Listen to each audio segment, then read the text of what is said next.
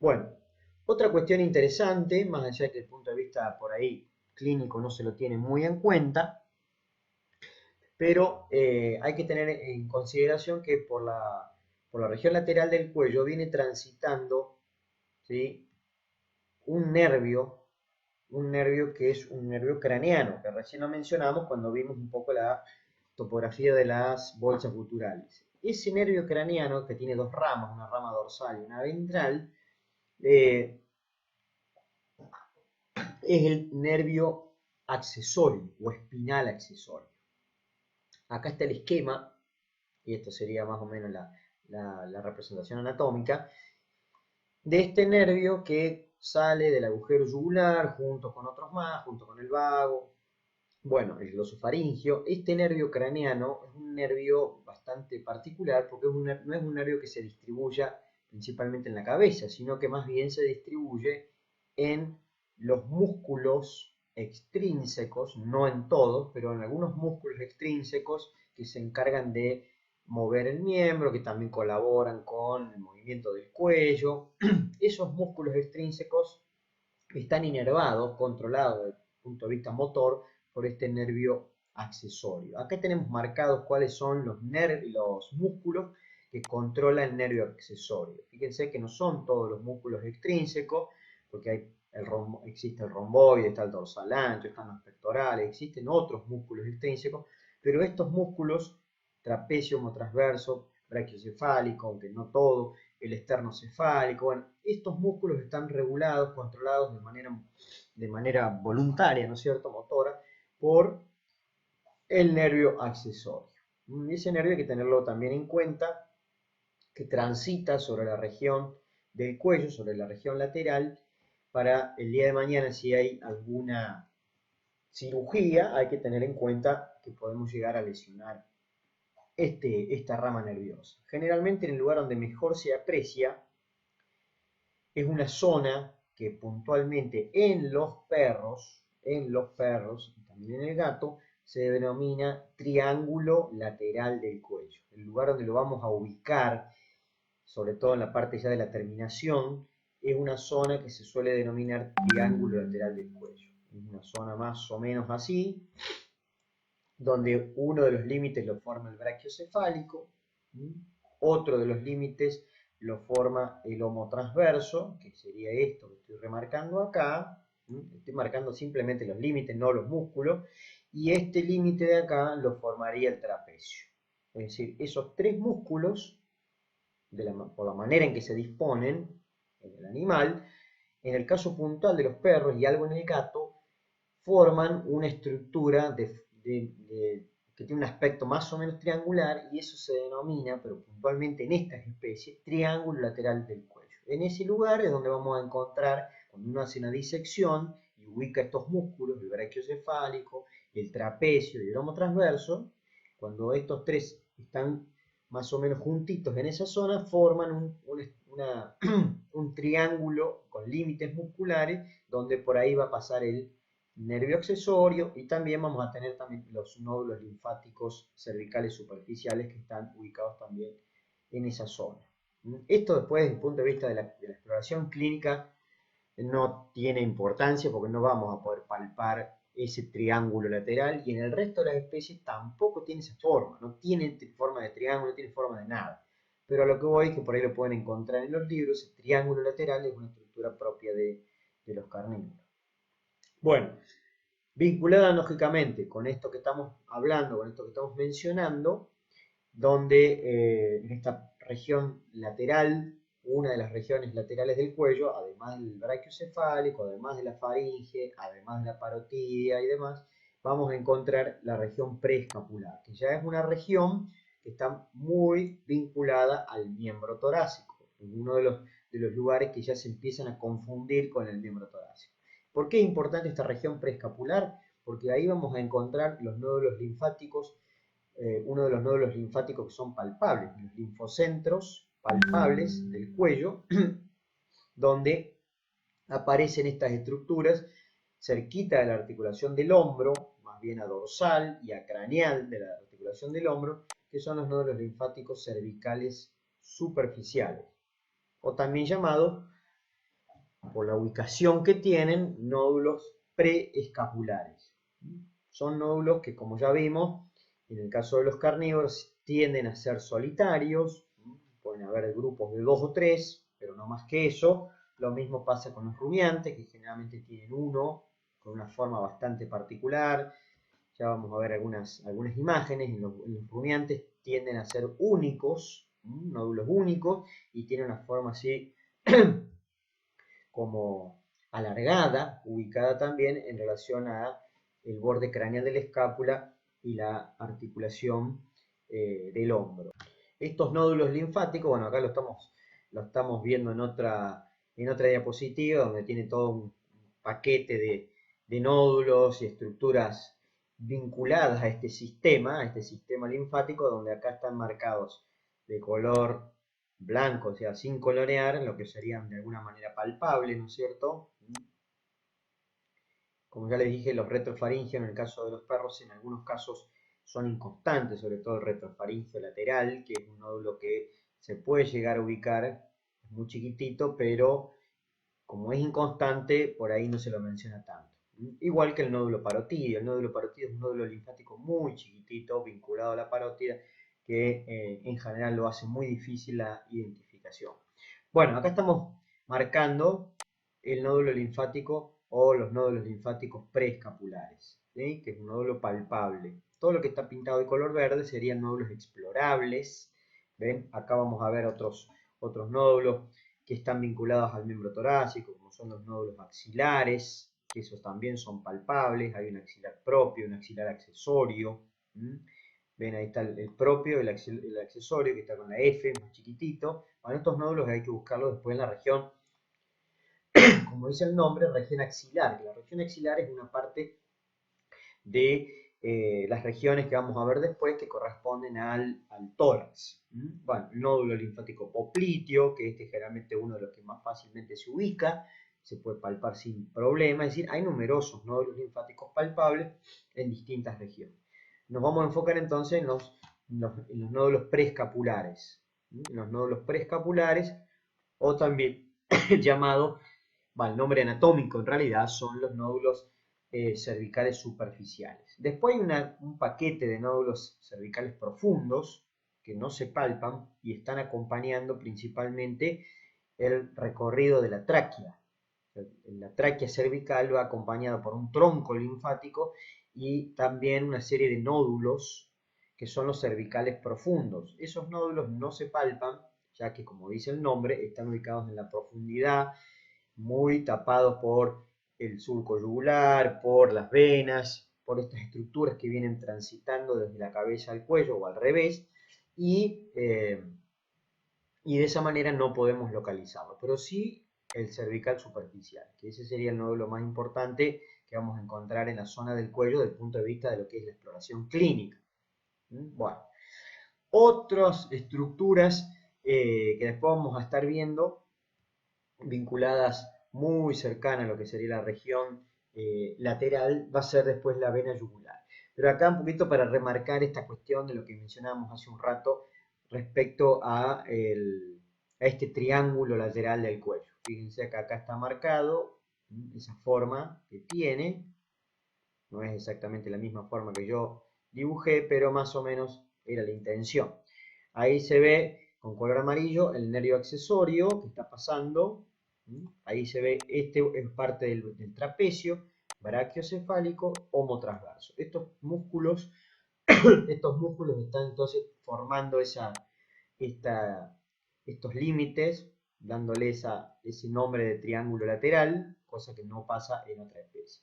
Bueno, y ahí están remarcados en color violáceo los nódulos linfáticos cervicales superficiales. ¿Ven? Acá en este caso esto no está tapado más que por músculo cutáneo, el cutáneo del tronco, parte de la fascia, pero en general es una zona que se puede palpar sin problema y van a poder localizar los nódulos linfáticos cervicales superficiales.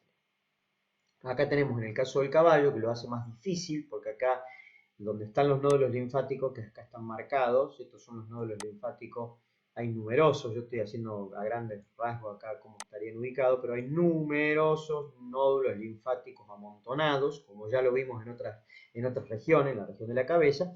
Estos, de alguna manera, están medio tapados, ocultos por el brachiocefálico, por eso que cuesta un poco la ubicación y la palpación de estos nódulos cervicales superficiales en el equino, porque primero son muy chiquititos y además porque están parcialmente ocultos, tapados por el brachiocefálico, es decir, estarían más o menos por acá, pero tapados por el músculo.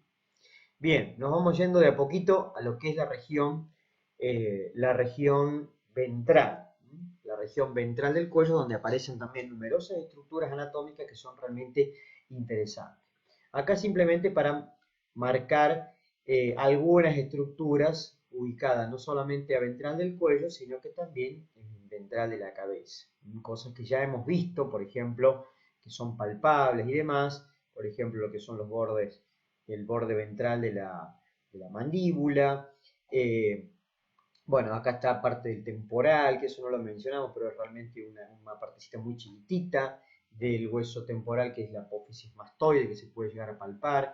Esto sí, esto generalmente es bastante fácil de identificar, que es parte del hioides, el basioide, que también se palpa en el caballo.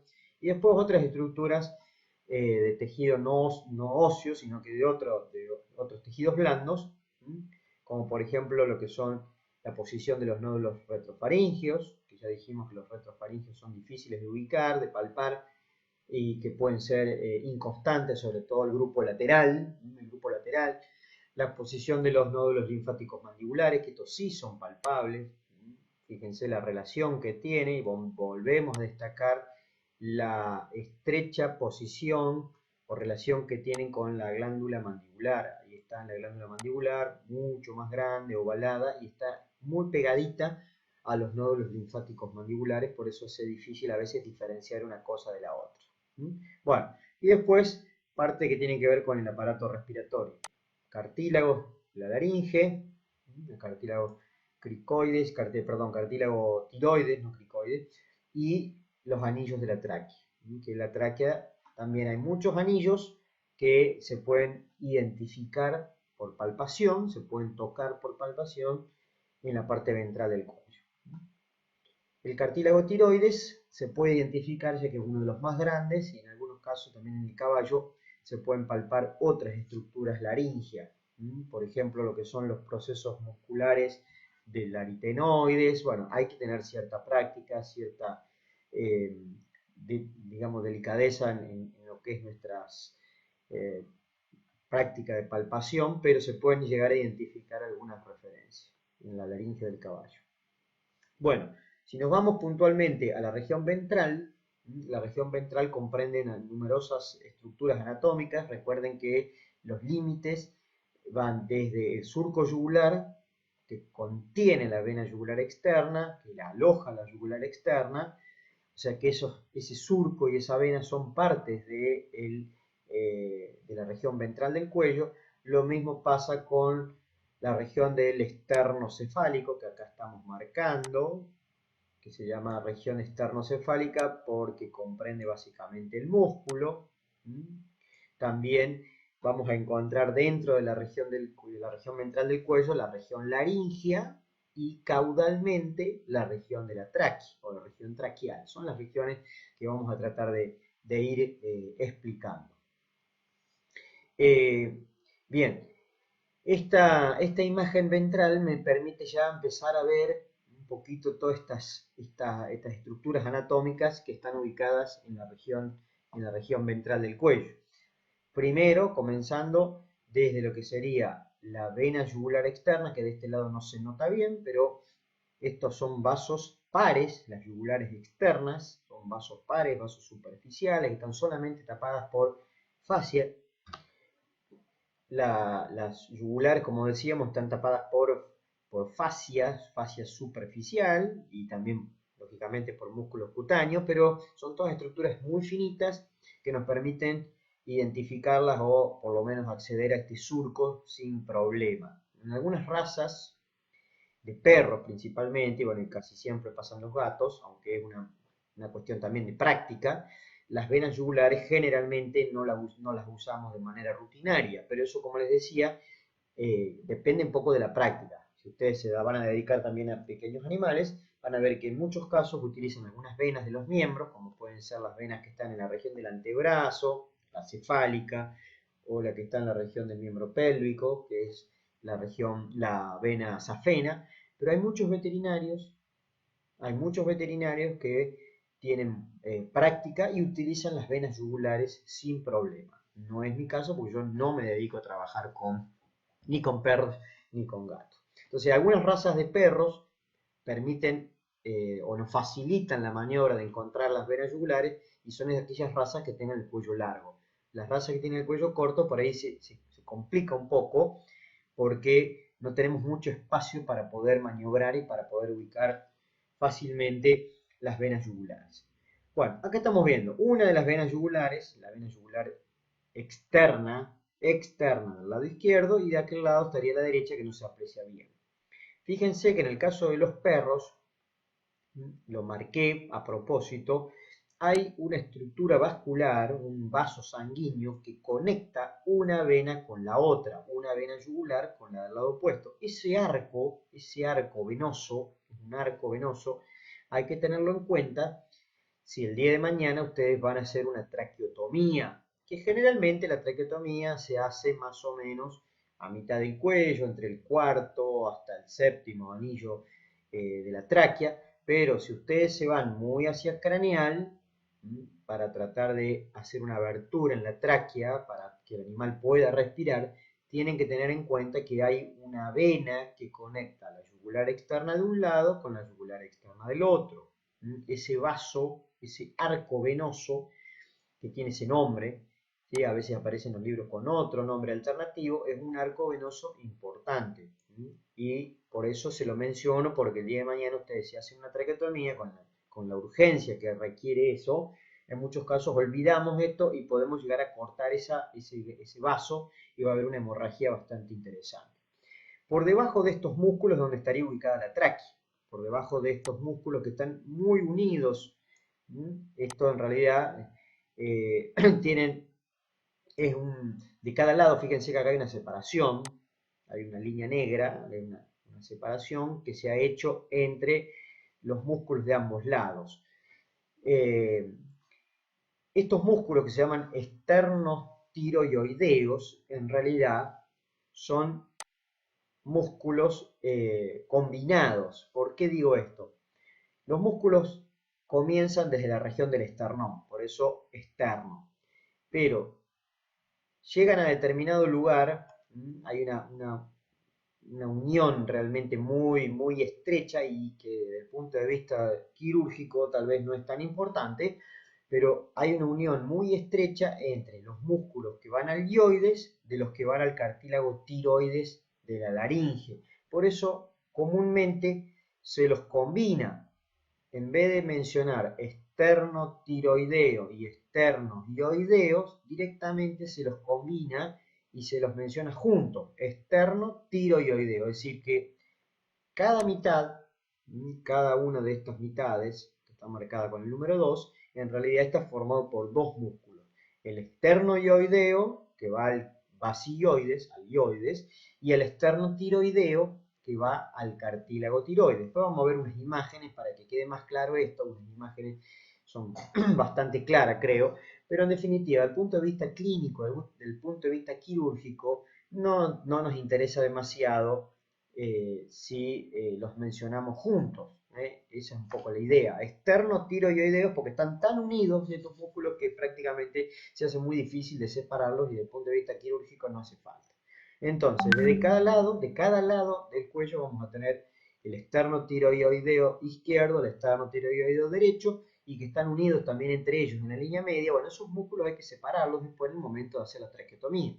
Uno corta la piel, la fascia, el cutáneo del cuello y rápidamente va a poder separar estos músculos que son acintados, de muy poco calibre, por eso nos permiten palpar la tráquea que está por debajo de estos músculos, es decir, encima de estos músculos, y esos músculos vamos a poder separar sin problema para poder encontrar la tráquea y hacer la abertura en la traqueotomía. En la traqueotomía. Bueno, acá estaba lo que mencionábamos recién. ¿Ven? Estos músculos comienzan todos, o se originan desde el esternón, pero en la mitad del cuello están muy fusionados, están muy pegados. Acá tenemos el externo hioideo, que va hasta el hioides. Esto también pasa en el caballo, externo hioideo, y el externo tiroideo, que va al cartílago tiroides de la laringe. Por eso después los combinamos. Desde el punto de vista quirúrgico, yo les digo, no tiene importancia saber cuál es cuál, porque en definitiva se separan los dos músculos. Los dos músculos combinados los vamos a separar para tratar de ubicar la tráquea. Fíjense que por debajo de estos músculos se ve que son músculos bastante finitos. Esto que se aproxima ahí abajo de color más clarito es la tráquea. Son los únicos músculos junto con los esternocefálicos, una parte por lo menos de los esternocefálicos, que van a estar formándole el piso a la tráquea. Son músculos muy, muy finitos que nos van a permitir palpar la tráquea sin problema. Bien, bueno, acá está entonces la vena yugular ubicada generalmente en este surco. ¿Por qué digo generalmente en este surco? Porque en algunas especies, sobre todo en los carnívoros y en determinadas razas, puede ser que la vena yugular externa, que hay una derecha y una izquierda, no estén del todo bien ubicada dentro de este surco yugular. Pero bueno, de forma teórica decimos que está ubicada en el surco yugular y ese surco yugular lo forma dorsalmente este músculo, el brachiocefálico que está acá arriba, y este a dorsal, y abajo a ventral estaría el esternocefálico. El esternocefálico. Entonces, esos músculos son los que van a formar de alguna manera el surco de la vena yugular para que la vena yugular quede ubicada en esa zona. La yugular externa, porque hay una vena yugular interna también que tienen determinadas especies, por ejemplo los carnívoros, por ejemplo los rumiantes, y a veces también aparece en los cerdos. En el caballo no hay yugular interno. Pero bueno, la que tiene mayor importancia sigue siendo la yugular externa porque es una vena de gran calibre, y que además se utiliza con cierta frecuencia, sobre todo en algunas especies como son los caballos y como son los rumiantes, para hacer inyecciones endovenosas, para hacer fluidoterapia, hidratar el animal, bueno, hacer distintas maniobras clínicas. Entonces, acá tenemos la vena yugular externa, ubicada en su surco, en el surco de la vena yugular. Entonces, a partir de ahí, ya estaríamos hablando de la región ventral del cuello. ¿Sí? El brachiocefálico no forma parte de la región ventral. Pero bueno, el límite, ya les dije en las clases anteriores, el límite de la región lateral y el límite con la región ventral es un límite bastante arbitrario porque se puede usar el brachiocefálico, el borde ventral del brachiocefálico, el surco yugular o el borde dorsal esternocefálico. Bueno, cualquiera de esos elementos lo podríamos estar utilizando como límite entre una región y la otra. En la terminación, donde ya ven que acá la vena yugular se está como perdiendo, está quedando como media tapada por los músculos, cerca de la terminación de la yugular, cerca del esternón, ahí se ubica una depresión en contra del esternón y del miembro torácico, de la articulación del hombro. Hay una depresión, como una fosa, que casualmente se llama fosa yugular, que es el lugar donde confluyen las venas que vienen del cuello, donde confluye la vena yugular externa con venas que vienen de los miembros, principalmente lo que es la vena cefálica, que es una vena que también tiene su implicancia clínica porque se utiliza con cierta frecuencia, con mucha frecuencia en determinadas especies, como por ejemplo los carnívoros, y se puede también utilizar en algunas otras especies, pero en determinadas edades principalmente.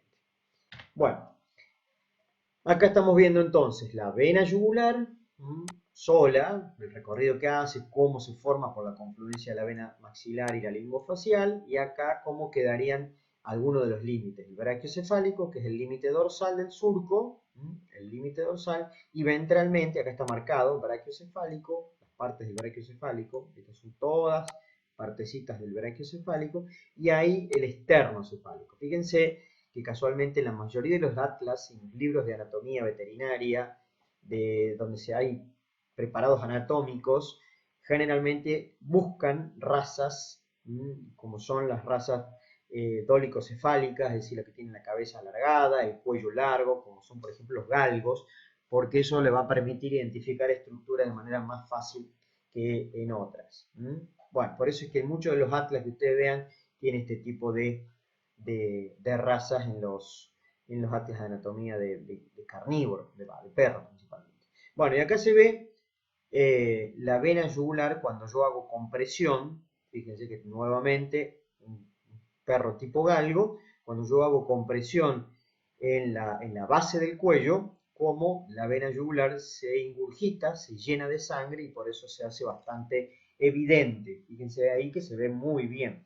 Bueno, esto no se ve fácilmente en algunas razas que tienen el pelo largo o que tienen el cuello corto, entonces a veces necesitamos necesariamente pelar, no solamente por una cuestión de asepsia, sino que para poder identificar las estructuras anatómicas a veces hay que pelar, sacar todo el pelo, y de esa manera podemos identificar mejor las venas o lo que sea. Bueno, en el caso del caballo también ocurre algo similar, más allá que es un vaso realmente de mucho calibre, muy grande, pero en algunas razas también se hace difícil la identificación, o en algunos individuos que por ahí tienen el cuero o la piel muy gruesa o están extremadamente gordos. Bueno, por ejemplo, lo que son en los burros a veces pasa, o en los ponis también a veces es un poco dificultoso la identificación de la vena yugular externa. En este caso se aprecia perfectamente y encima se ve como llena de sangre, porque el animal está con la cabeza hacia ventral, entonces esto naturalmente tiende a dificultar el retorno venoso por una cuestión de gravedad. La sangre tiene que ir hacia el corazón, entonces tiene que ir subiendo, y como el animal está con la cabeza en el piso pastoreando, es como que la sangre tiende a amontonarse en la cabeza. Para eso es que tiene una serie de dispositivos también el animal para permitir que no se estanque la sangre, entre ellos las válvulas venosas. Entre ellos hay válvulas en el interior de las venas, en el yugular hay varias válvulas que permiten que la sangre vaya como subiendo para evitar que se amontone y haya un disturbio en el retorno venoso.